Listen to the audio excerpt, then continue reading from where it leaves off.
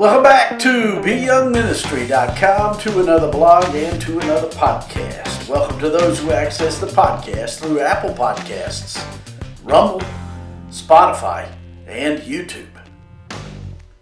Today we continue in our study of the Gospel according to Matthew.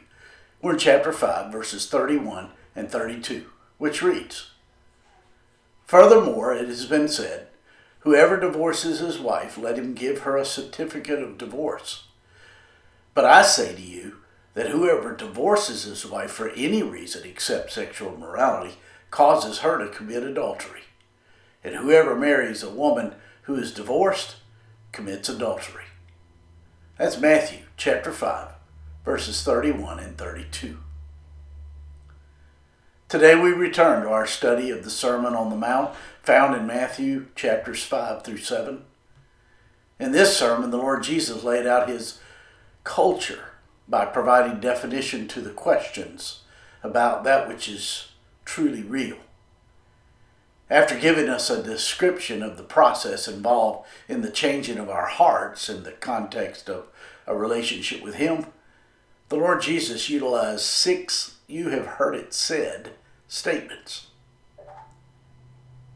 He did this in order to reveal to his hearers the difference between the words of God and the words of men. Ultimately, the Lord Jesus was trying to help the people see their lack of their ability to earn God's favor through their good behavior. He also was destroying the self-righteous system of the religious leaders of Israel. In verse 31 of today's passage we read, "Furthermore, it has been said, whoever divorces his wife, let him give her a certificate of divorce." Again, the Lord Jesus was providing his hearers an outline to his culture, which is the truth. And the truth is, the health of any society is determined by the health of the families found therein. And the health of the family is determined by the health of the marriages involved. God says to the most important relationship in a society, do not commit adultery. This 7th of the 10 commandments protects the sanctity of each marital relationship. As we have mentioned, marriage between a man and a woman was the first relationship God established. Since the marriage is the most important building block to a great society, God gave the 7th commandment in order to protect it.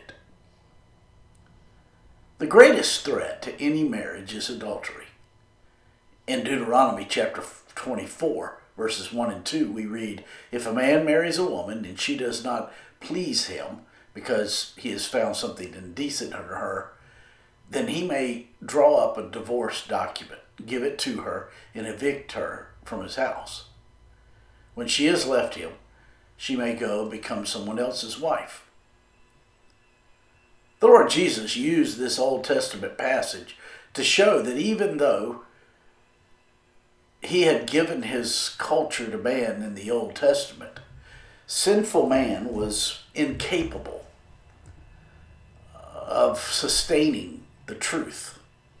This is why Moses allowed a man to divorce his wife, especially if he found something indecent in her. This indecency was something that brought shame to her husband, resulting in producing a desire within him to no longer desire her.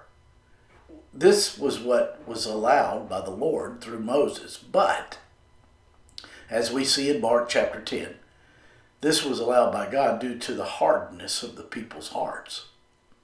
In fact, from the very beginning of the creation, God's intentional design was that a woman and a man remain married till death do them part. To do otherwise and remarry was to be guilty of adultery.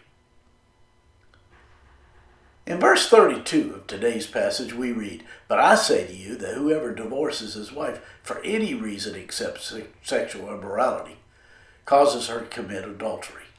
And whoever marries a woman who is divorced commits adultery." In this verse, we see that the words of the Lord Jesus were set against the law of Moses, but this was not his intent at all. And it was not that the Lord contradicted that which he had previously given.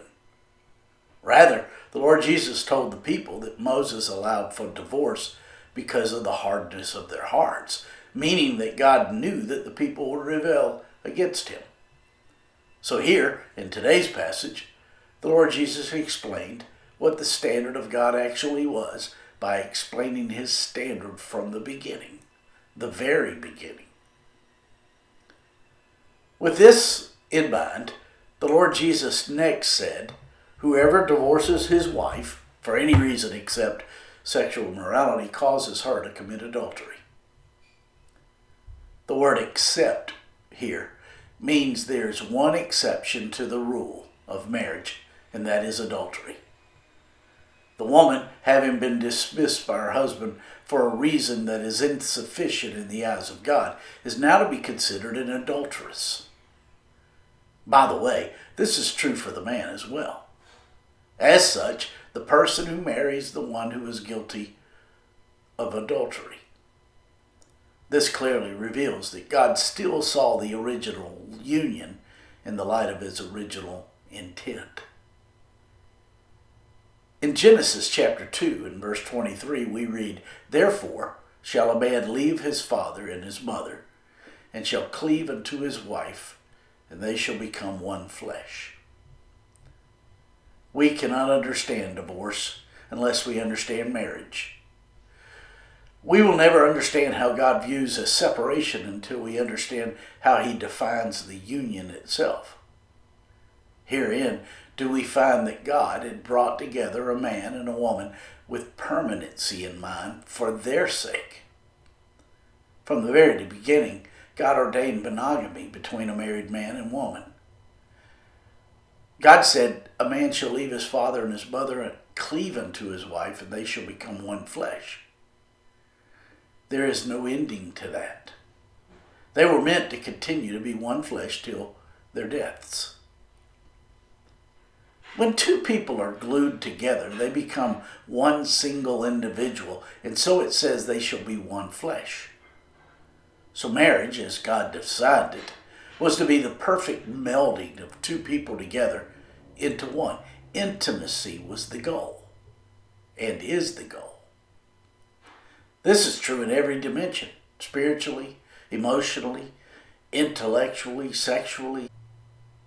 Every marriage is meant to be undergirded by the commitment made before the witnesses, till death do them part. God's goal for marriage was, and has always been, that of perfect, intimate oneness. This is the foundation of a God-defined marriage. As God's culture is inculcated therein, society flourishes in that context.